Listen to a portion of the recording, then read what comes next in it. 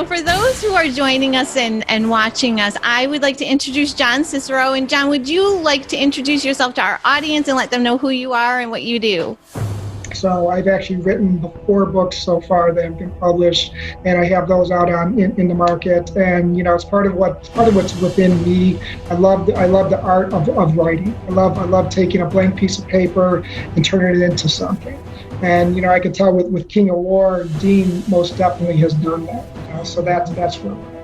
Well, now as a writer and an author, tell me, what was your feel for when you picked up King of War, when you first started reading it? Well, the funniest thing, it's funny you say that, because I had heard Dean previously say that he was not a writer.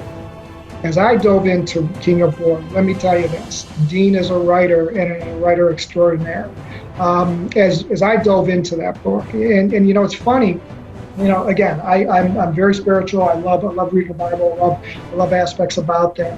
And I really thought I knew the story of David. And I thought I could tell that story to my kids if they would ever sit down and talk to me about it. But I tell you, how Dean has crafted this and created this whole setting and this whole atmosphere. He does what writers are supposed to do. He brings you to that place.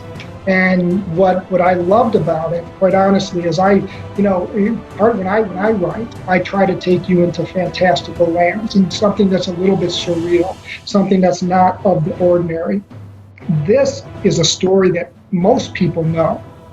And to try to take this story, make it, number one, relevant, make it modern, make it where it's appealing for others.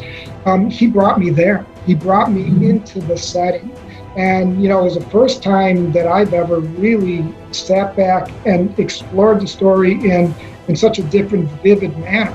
I felt I was there, as he slays Goliath. That is, everyone knows that story, but oh my God, the graphic depiction and, the type of approach that he took with it was fantastic. This I could see, I talked about my writing style. Everything that I write, I could see as being a movie. Mm-hmm. This, no doubt in my mind, this is written for theatrical release. And it's true, when you start reading it, you truly visualize it and you do feel like you're there. Do you by any chance remember anything new that was a new revelation, since you were already familiar with David and Goliath? Was there anything new that you learned that you didn't know was in the Bible? Or did you read something and go, come on, that's not in the Bible, and did you have to go research it? Did you experience any of that? I didn't do the researching, but I did experience some of that. But because, quite honestly, it was more, my knowledge of it prior was more peripheral. It was more high level. I knew the story. I probably perused through it. But the characters, the myriad of different characters, I knew of them. I knew Solomon. I knew everyone that is part of it, but I didn't know them. Dean introduced them to me in a different manner that it's like, wow, I never realized. I knew that there was friction between the two, as they evolved and the jealousy that was there. But again, it brought it to a whole nother level. It really did, within that respect.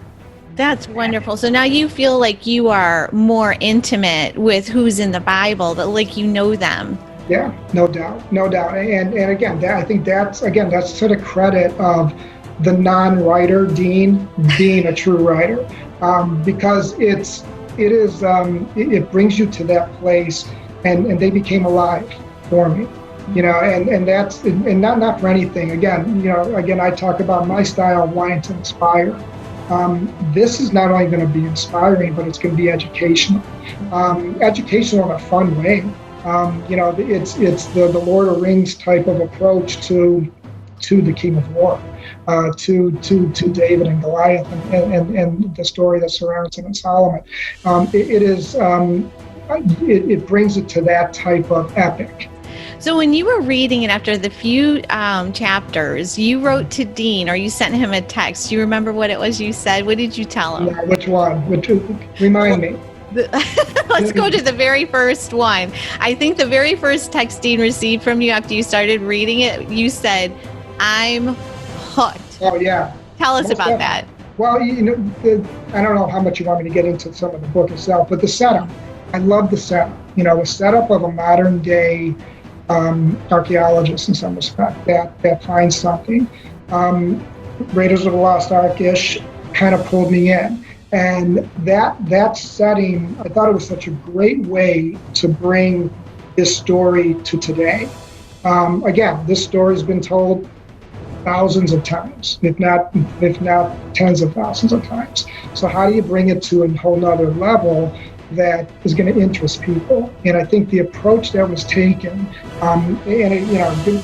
one of the rules in writing, you have your setup. Right? Your setup is let's start the fishing hook out there, let's get it out there, but you have to have your payoff conclusion. This had such a powerful setup that you're really kind of drooling for more. You want to get a little bit more information, and you're not sure. Again, the interesting approach here is that you knew the story, you knew how it was going to end, you knew what was going to happen, but how you got there, the realism and the vividness is what I think really kept me wanting more. And not for anything, I want more. This first book done, I know there's more to the David story, and I can't wait till the others are going to come out. I know he definitely has to get on that because there's so many of us already waiting. We're like, come on, you can't have another 12 years here, buddy. You really got to pick up the pace here. This is not a 12-year thing. Yes. I expect that the following 18 months will give them. That's about it. Absolutely. So as you were reading the book, and you finished it, correct? Yeah. Okay. Tell me, as you were reading through the chapters, do you remember what stuck out to you the most that you thought, oh my gosh, this is amazing. This is my favorite part so far. Do you remember? Yeah, I think the descriptions within some of the battles, the battles, the Goliath story to me was fantastic. I love the depiction of it. But even later in the book, as it got into, David running, David on the run in some respect, you have to be, I guess, descriptive in your graphic ability, and I think it was appropriate and on how Dean approached it, because it was a tough time back then, and they were brutal people. There's no doubt about it, how they handled themselves. I thought it was appropriately done, and you could have went overboard in a battle scene, but this is spot on, and this is what I would imagine it to be during a battle scene like that. And then obviously his love affairs, I think, are most interesting. I think as it progresses, and I know that there's more even in the second book's coming. But even those stories, I knew them, but I didn't know them. And I also find it amazing, though, too, when you do know scripture so well, you think you know the story real well, but then you read it in a story form, and it brings it to life, like you had mentioned. This, and you could tell you guys did extreme research in this. If not, you're very creative. I have to admit, no, but I gotta believe it. I know you went to Israel, for some of this, and you can tell, just the descriptions of the land, that again brought it in a very real setting for me. It's amazing how when God gives out his gifts and talents to each individual, it's amazing how we get to appreciate that. So Dean, like you said, is extremely creative. He loves biblical archaeology. He absolutely loves the Lord's word, and he knows he is intimately and deeply loving the Lord's word, right? So you take all of that, somebody who knows and is passionate about God's word. He's creative. He loves facts and archaeology, and you could put that all together in one book, and it's just phenomenal. I mean, I don't think there'll ever be anything else like it out there, just because of the way that God gifted him. It's amazing. It's funny you say that. I had a very similar thought reading through this.